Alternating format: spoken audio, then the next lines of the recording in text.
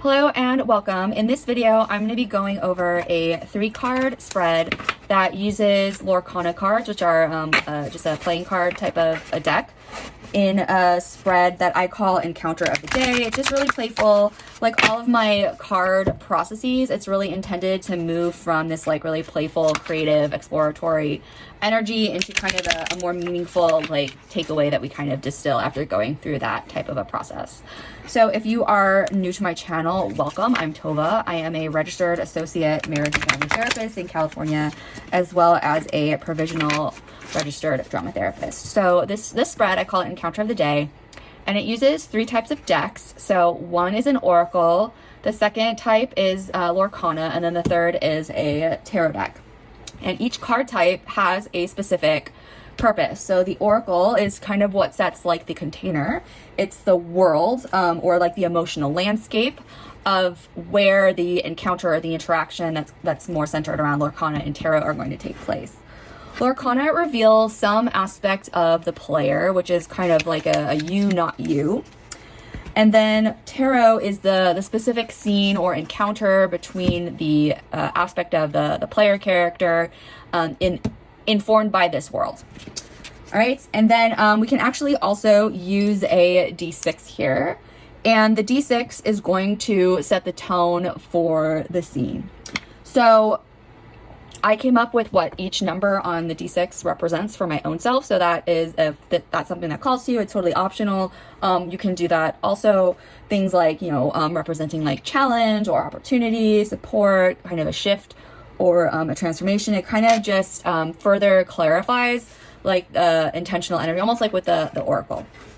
Okay, so all right, so all of these 4 elements are going to create or support what I think of as almost like a mini encounter. So a mini encounter takes into account, kind of like what the Lorcana aspect wants, what it notices first, and how the like dice tone, the tone of the dice, or kind of shape that encounter. So is there like, some tension, curiosity, or like movement that arises? And really kind of what it's distilling down is like movement and reaction. So because there are different types of cards in Lorcana, depending on what is pulled, whether it's like a location or an action or a character or an item, it's going to work in this mini encounter differently. Since this is just a demo, I'm not going to go through each one. We'll just see what comes up.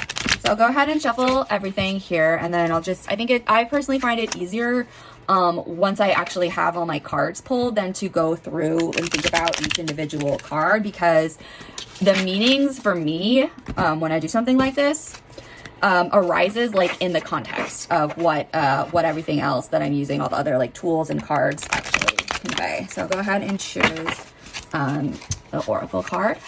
So remember, this sets kind of like the tone. So it is shapeshifter. So I've mentioned before in previous videos, when I use like imagery cards, I try to really mostly go off of like the image and what it evokes in me, and in the word, if there's a word like on an oracle deck. I'm not so like going to go run to the guidebook to see what it tells me that this card means. Because something like this that has a really rich imagery on it, there's a lot that I'm kind of pulling from it already, just intuitively. So I'm going to really lean into that with this practice. And so next I'm going to pull my Lorcana card. And I'll just pull this one. Okay, so it is a location called Snuggly Duckling. And I'm still only going to focus on using the numbers, not so much the description. And the other types of like this one says that it's like a disreputable pub, but I'm just going to kind of set that aside. And so this is kind of like the, now the tarot card is like the moment or like the specific scene.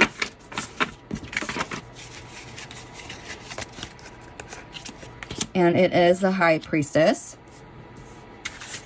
And then the dice that I'm going to roll is a 4. So in my own list, a 4 represents support. So I'm kind of thinking about this through a lens that includes largely like this idea of shapeshifting or whatever else I'm pulling from the imagery in the oracle card is like the world, but then the energy within like the scene itself is one of support. So because this is a location, the way that I think about this working in terms of the encounter or the scene is that this represents the starting point. So this, I am not this location. It's kind of a place that I am moving out of as I'm entering this scene.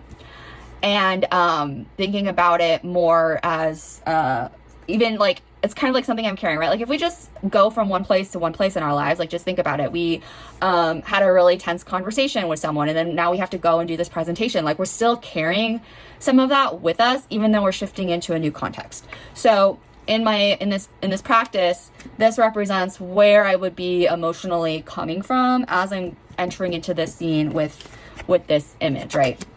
And even as I'm starting to think about this in the context of these cards, that idea of shape-shifting, of, you know, because snuggly duckling to me, and even if we kind of think about like what the emerald color means in terms of, or not emerald, sorry, ruby, it's kind of being like daring and brave and really risk-taking.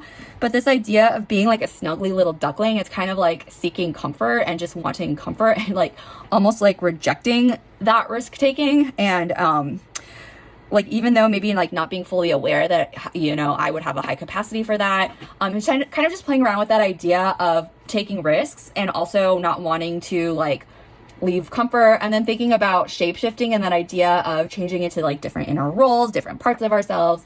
That's just kind of the stuff that I'm just like kind of, that's coming up for me right now in the context of this. And then of course, if we're going to make it personal, you know, going into more personal elements. So essentially, pulling a location in this practice is kind of thinking about how does that place shape how I entered this scene? Is there a tone, like an emotional tone or a memory or some kind of like energy or state that I'm like bringing with me? And so like based on what I was just saying, like just what's coming up for me is this like kind of idea of like playing around with this like resistance maybe around shifting out of comfort into taking challenges and risks. So essentially this is the context, background, or inner landscape that I'd be emerging from, is what the location Lorcana card represents.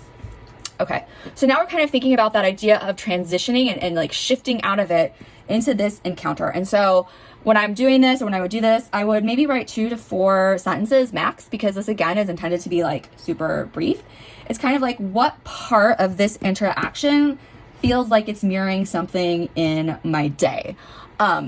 Like where am I reflected in this, right? It's this like very creative, very playful like element, but there's like this idea of how am I interacting, right? And so because I rolled a 4, it's support. So I'm transitioning out of this energetic place to this encounter with any element of this card. Maybe I'm thinking about this figure and how I'm interacting with it. And it's one of support. Either I'm supporting this person or they're supporting me. Even like if you can see in this image, there's like these hands. And so I'm looking at this through this idea of support and shifts and change and evolving out of like stagnation or comfort and routine, things like that. And then kind of just thinking about like, particularly if we're pulling in from the numbers on this, you know, what do these elements kind of show, or what might they show or indicate about, you know, my energy or my desires or my capacities or just myself in general.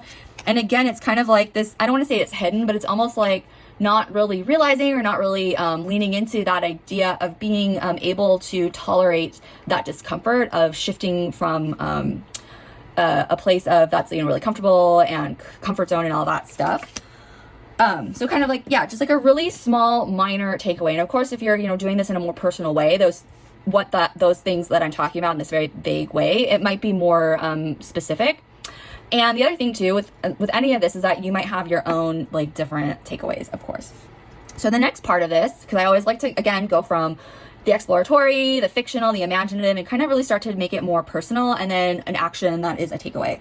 So I also like to roll a d6 for this, and I came up with a list of 6, one for each number, like micro actions that I could do. And so I'm just gonna roll this. So I got a 5. And so the micro action is to choose a word to focus on for the day. And, you know, this for me, like if I was going to do this, like a couple words that are just coming out are directly either from the Oracle card. So just that idea of shape shifting, or even, you know, what the 4 represented, which was just support. And so, you know, or even like self-support.